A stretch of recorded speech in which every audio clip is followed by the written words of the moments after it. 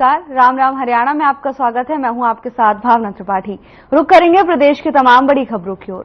केंद्रीय वित्त मंत्री निर्मला सीतारमण ने मंगलवार को संसद में मोदी सरकार 3.0 का पहला बजट पेश किया। इस दौरान सरकार ने वेतनभोगियों, पेंशनभोगियों, किसान, महिलाओं, युवा, छात्रों समेत कई वर्गों के लिए बड़े ऐलान किए। सरकार ने इनकम टैक्स के न्यू रिजीम में भी रेट में मामूली बदलाव किए हैं। खास बात है कि ये उनकी तरफ से पेश किया जाने वाला 7वां बजट था।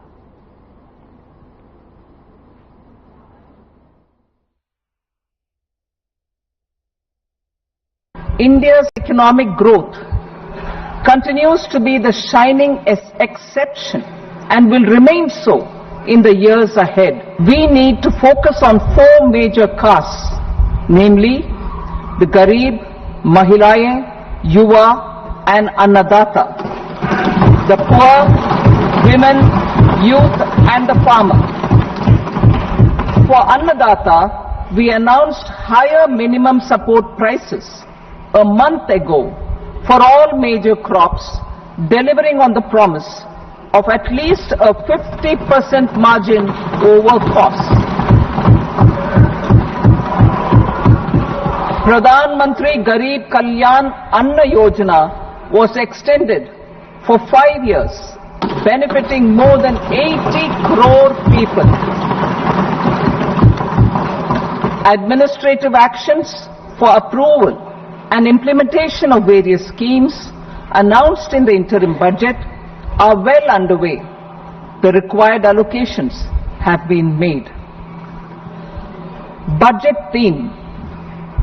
Turning attention to the full year and beyond in this budget, we particularly focus on employment, skilling, MSMEs and the middle class. I am happy to वित्त मंत्री निर्मला सीतारमण ने मंगलवार को देश का सालाना बजट पेश किया। प्रधानमंत्री नरेंद्र मोदी ने इसे देश को नई ऊंचाई पर डाले। इस महत्वपूर्ण बजट के लिए मैं सभी देशवासियों को बधाई देता हूं। वित्त मंत्री निर्मला सीतारमण और उनकी पूरी टीम बहुत बहुत बधाई की पात्र हैं। मुद्रा लोन की लिमिट को 10 लाख से बढ़ाकर 20 लाख रुपए किया गया है। इससे छोटे कारोबारियों, विशेष रूप से महिलाओं, दलित, पिछड़े, आदिवासी परिवारों में स्वरोजगार को बल मिलेगा। साथियों, हम सब लोग मिलकर भारत को ग्लोबल मैन्युफैक्चरिंग हब बनाएंगे। देश का एमएसएमई सेक्टर मध्यम वर्ग से जुड़ा हुआ है। एक प्रकार से एमएसएमई सेक्टर की ओनरशिप मध्यम वर्ग है और इसी सेक्टर से गरीबों को ज्यादा से ज्यादा रोजगार भी मिलता है। छोटे उद्योगों की बड़ी ताकत, उस दिशा में हमारा अहम कदम है। इस बजट में एमएसएमईज के लिए केंद्रीय बजट को लेकर सीएम नायब सिंह सैनी का बयान सामने आया है। सीएम सैनी ने बजट को गरीबों, महिलाओं, किसानों और युवाओं की आशाओं और आकांक्षाओं को पूर्ण करने वाला बजट बताया। सीएम ने विश्वास जताया है कि यह आम बजट विकसित भारत के निर्माण में एक नया अध्याय लिखेगा। माननीय प्रधानमंत्री श्री नरेंद्र मोदी जी के नेतृत्व वाली एनडीए सरकार के तीसरे कार्यकाल का यह पहला बजट गरीबों, महिलाओं, किसानों व युवाओं की आशाओं और आकांक्षाओं को फलीभूत करने वाला बजट है। मुझे पूर्ण विश्वास है कि यह बजट विकसित भारत के निर्माण में एक नया अध्याय लिखेगा। मैं यह विकासोन्मुखी बजट प्रस्तुत करने के लिए माननीय वित्त मंत्री निर्मला सीतारमण जी को बहुत बहुत बधाई देता हूं। इस बजट में आने वाले वक्त में कृषि को अधिक लाभकारी बनाने, अर्थव्यवस्था को अधिक सुदृढ़ करने, औद्योगिक विकास को नई गति देकर अधिकाधिक रोजगार सृजन करने का विजन दिखाई देता है। बजट में फसलों की जलवायु के अनुकूल 32 कृषि और 109 बागवानी किस्मों के लिए कृषि अनुसंधान को बढ़ावा देने पर जोर दिया गया है। इससे कृषि प्रधान हरियाणा को बड़ा लाभ होगा। प्राकृतिक खेती के लिए 1 करोड़ किसानों को मदद देने का प्रावधान स्वागत योग्य है। प्राकृतिक खेती पर्यावरण के अनुकूल है, इससे बहुमूल्य जल की बचत होती है और आम जनता को शुद्ध भोजन मिलेगा। किसानों की रासायनिक खादों और कीटनाशकों पर निर्भरता न होने से उत्पादन लागत में भी कमी आएगी। बजट में दलहनों और तिलहनों का उत्पादन बढ़ाने व इनके भंडारण व विपणन को सुदृढ़ बनाने की घोषणा से हरियाणा में फसल विविधीकरण को अपना रहे किसानों को बड़ा प्रोत्साहन मिलेगा। इस बजट में एमएसएमई और विनिर्माण, विशेषकर श्रम विनिर्माण की ओर विशेष ध्यान देना स्वागत योग्य कदम है। एमएसएमई के क्षेत्र में विकास के लिए विभिन्न ऋण गारंटी योजनाएं और मुद्रा लोन को 10 लाख से 20 लाख करना छोटे उद्यमियों के लिए फायदेमंद साबित होगा। बजट में रोजगार से संबंधित 3 नई योजनाओं को घोषणाओं से देश में रोजगार के नए अवसर सृजित होंगे। पहली बार रोजगार पाने वाले नवनियुक्त युवाओं को ईपीएफओ के जरिए 1 महीने के वेतन अधिकतम 15,000 रुपए का भुगतान किया जाएगा।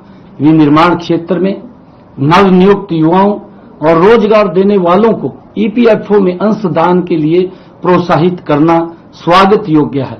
सरकार बजट में नियोक्ताओं को ईपीएफओ को अंशदान के लिए 2 वर्ष तक 3,000 प्रति माह की प्रतिपूर्ति करेगी। गरीबों को 300 यूनिट तक मुफ्त बिजली देने के लिए शुरू की गई पीएम सूर्य घर योजना का इस बजट में विशेष बढ़ावा देने की बात कही गई है। यह हरियाणा के गरीब परिवारों के लिए अत्यंत लाभकारी सिद्ध होगी। हमने इस योजना को सफल बनाने के लिए केंद्र सरकार की 60,000 रुपए की सब्सिडी के अतिरिक्त 40,000 रुपए की सब्सिडी राज्य सरकार को दिए जाने का प्रावधान किया है। कुल मिलाकर यह बजट समाज के सभी वर्गों के लिए कल्याणकारी, देश की अर्थव्यवस्था को मजबूती देने वाला और राष्ट्र को विकास की नई बुलंदियों पर ले जाने वाला साबित होगा। मैं माननीय वित्त मंत्री श्रीमती निर्मला सीतारमण जी को यह बजट प्रस्तुत करने के लिए बहुत बहुत बधाई और शुभकामनाएं देता हूं और मुझे ये पूर्ण विश्वास है कि पूरे देश में गरीब परिवारों के लिए प्रधानमंत्री आवास योजना के तहत इस बजट में 3 करोड़ नए स्वरूप में घर बनाने का निर्णय भी वो स्वागत योग्य है, जिससे कि आदरणीय प्रधानमंत्री जी का एक विजन है कि हर सर के ऊपर छत देने का काम हमारी सरकार करेगी। उन गरीब लोगों को इस बजट के माध्यम से वो मकान बना करके देने का कार्य भी पूर्ण होगा। मैं इसके लिए आदरणीय निर्मला सीतारमण जी और आदरणीय प्रधानमंत्री जी के इस विजन को मैं बहुत बहुत बधाई और शुभकामनाएं देता हूं। ये बजट इस देश के विकास में और गति से आगे बढ़ाने वाला ये बजट है। हर वर्ग की अपेक्षाओं के ऊपर, चाहे किसान है, गरीब है, युवा है, व्यापारी है, हर वर्ग की अपेक्षाओं के ऊपर खरा उतरने वाला ये बजट है। मैं इसकी पूरी प्रशंसा करता हूं। आगामी विधानसभा चुनाव को लेकर भारतीय जनता पार्टी के नेता और कार्यकर्ता अभी से जनसंपर्क अभियानों में जुट चुके हैं और लगातार गांव-गांव, शहर-शहर और घर-घर जाकर ग्रामीण और युवाओं को प्रदेश सरकार की चल रही जन कल्याणकारी योजनाओं के बारे में अवगत करा रहे हैं। इसी कड़ी में पलवल के नाथ सिनेमा मोहल्ले में और धोलागढ़ गांव में स्वागत कार्यक्रमों का आयोजन किया गया। इन कार्यक्रमों में बतौर मुख्य अतिथि पहुंचे भारतीय जनता युवा मोर्चा के राष्ट्रीय सचिव गौरव गौतम का ग्रामीणों और 36 बिरादरी के लोगों ने जोरदार स्वागत किया। कार्यक्रमों को संबोधित करते हुए गौरव गौतम ने कहा कि केंद्र और प्रदेश सरकार की तरफ से लोगों के हितों को ध्यान में रखते हुए अनेकों जन कल्याणकारी योजनाएं चलाई गई हैं, जिनका अंतिम पंक्ति में खड़ा व्यक्ति लाभ उठा रहा है। उस सब मतदाताओं का, बुजुर्गों का, नौजवानों का, अपने दोस्तों का, भाइयों का, उनके बीच में जाकर उनका आभार करना, उनका धन्यवाद करना और आगे भी आपका आशीर्वाद ऐसे बना रहे।